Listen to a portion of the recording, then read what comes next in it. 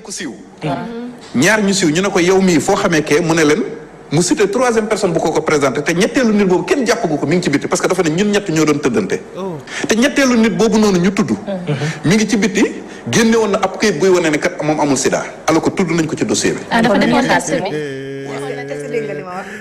góor arrière dinañ dem ci yeneen arrestation beaucoup plus dense léegi te yërikaay bi dem bindaloon na la animatrice. waaw bindoon na la chroniqueur. waaw yéenekaay bi ñëw na ba si ay nit yoo xamante ni nit ñi xam nañu leen ñu célèbre lañ.